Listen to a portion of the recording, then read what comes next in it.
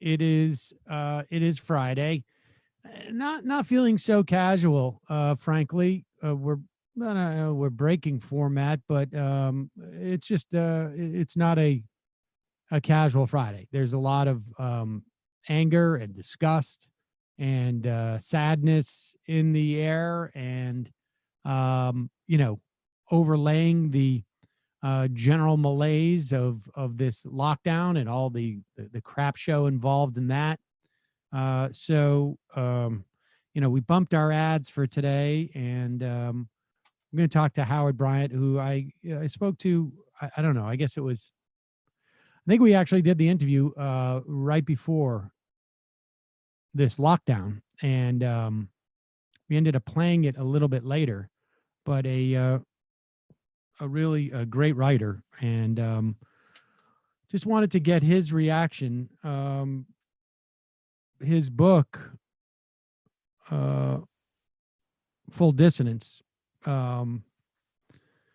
was very much about Black anger and frustration in this country, and this week in particular, and the aggregate of the deaths when we talk about coronavirus are just another example of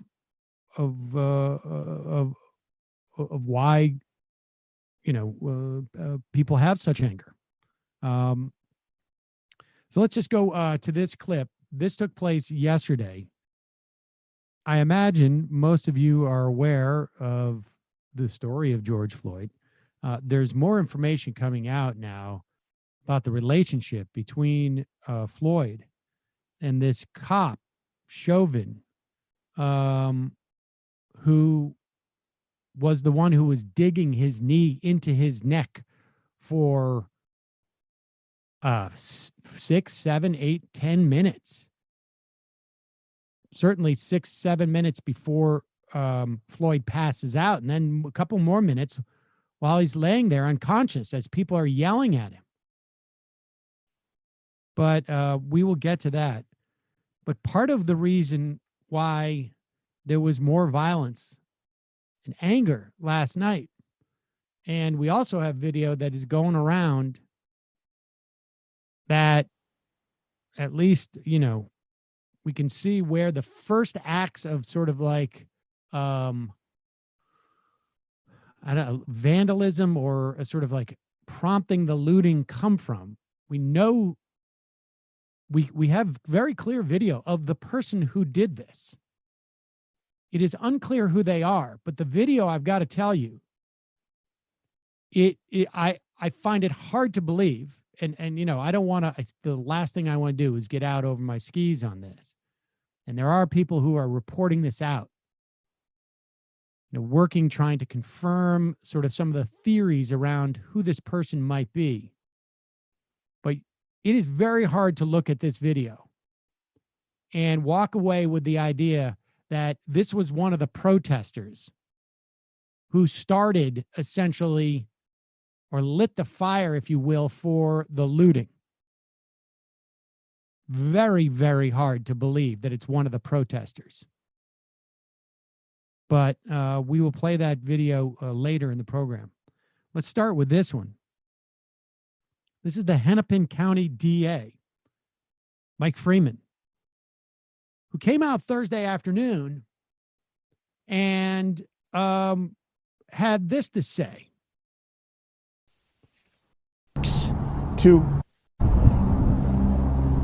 It's a violation of my ethics to talk and evaluate evidence before we announce our charging decision, and I will not do that.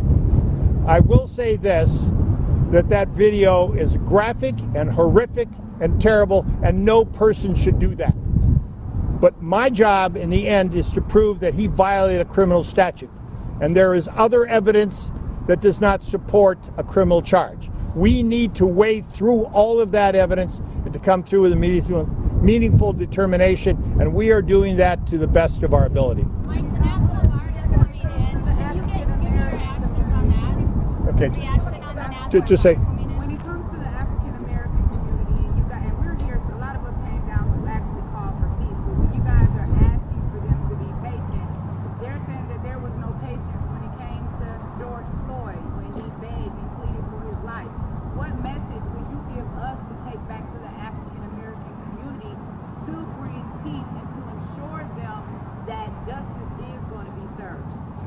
I bring the same message that African American Attorney General of the state of Minnesota, Keith Ellison, is bringing. I'm bringing the same message of the Reverend Jesse Jackson. We have to do this right. We have to prove it in a court of law. And I will just point to you the comparison to what happened in Baltimore in the Gray case. It was a rush to charge, it was a rush to justice, and all of those people were found not guilty. I will not rush to justice. I'm going to do this right. And those folks who know me in the African community know I will do my very level best, but I will not rush justice because justice cannot be rushed. So now, when you listen to his first part of the statement, it's a lot worse than the second. And he did a bad job, it seems to me, in addressing this. Like, I think as a lawyer, and Keith Ellison, I should say, came out Friday morning, so this morning, and he said he expected the 4 Minneapolis police officers.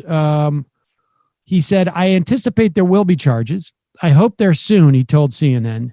He said, however, the charges would be the prerogative of another prosecuting authority. That is this guy, Freeman, who is the Hennepin County DA. And he said they're trying to make sure their case is strong and airtight. Everybody believes that this is a violation of Mr. Floyd, and I believe that everybody wants to see these charges filed as soon as they can be. But again, I do want to say that we have seen cases that seem so clear go south. So, it's clear from just looking at the video why there would be anger as a response to that, because the guy is being, he's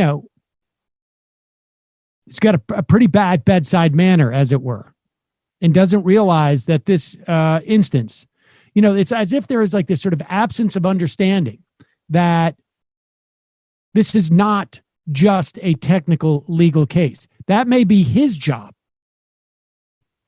But because he's the only person who is in a position to execute that job, he also has to be aware that this is about the relationship between an entire segment of the population and the entity that has a monopoly of force and is using it and abusing it to kill people.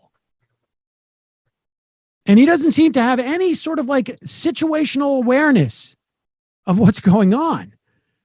I think it's perfectly legitimate for this guy to come out there and say, look, I need to do this right. I owe it to George Floyd. I owe it to the members of the community.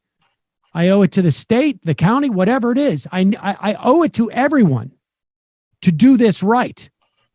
I don't want to fail at this. What we saw was reprehensible. I don't want to fail at this. And I understand why people are impatient. But if I'm going to do this right and make sure that any charges we bring stick, I need to do it right. Yeah. And, that's the way that you got to address this, rather than coming out and saying, there's evidence on both sides. Because that makes it sound like wait until we leak some stuff to the press about Floyd that he was no angel, and then all of a sudden the case goes away. That's when I hear him say there's evidence that we can't say, that's where my mind goes immediately. And it could go 3 or 4 other places too, but that's the most reasonable place to go. But regardless, it's going to piss people off because it's going to sound like you're stonewalling.